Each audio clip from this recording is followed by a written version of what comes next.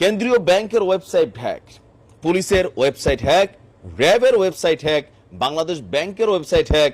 এই মুহূর্তে ফাইনালি প্রধানমন্ত্রীর কার্যালয়ের যে অফিসিয়াল ওয়েবসাইট আছে সেইটাও হ্যাক হয়ে গেছে। প্রধানমন্ত্রীর অফিসিয়াল ওয়েবসাইটে ঢোকার চেষ্টা করা হলে আগেরগুলোর মতোই দ্য রেজিস্ট্যান্স নামের একটি হ্যাকার গ্রুপের বার্তা ভেসে উঠছে। ইভেন বাংলাদেশ ছাত্রলীগেরও ওয়েবসাইট দুটি হ্যাক করেছে এই গ্রুপটি। হ্যাক হয়েছে ব্যাটালিয়ন র্যাপিড অ্যাকশন মানে আমাদের র্যাবের ওয়েবসাইট। ওয়েবসাইটের হোম পেজে ঢুকতে গেলে লেখা আসছে অপারেশন হান্ট ডাউন। সেখানে কোটা সংস্কারের দাবিতে আন্দোলনরত শিক্ষার্থীদের পক্ষে অবস্থান নিয়ে বলা হয়েছে স্টপ কিলিং স্টুডেন্টস বা শিক্ষার্থী হত্যা বন্ধ করো। বাংলাদেশ ব্যাংকের পক্ষ থেকে দাবি করা হচ্ছে তাদের ওয়েবসাইট হ্যাক হয়নি, কারিগরি ত্রুটির কারণে এদের লজ্জা থাকা উচিত। তো আমরা যতটুকু বুঝি যে আমাদের পোলাপাইন যারা হ্যাকিং গ্রুপ কাজ করে এরা কিন্তু মাঠে নামছে, বোঝা গেছে। কোটা সংস্কার আন্দোলনের সম্পৃক্ত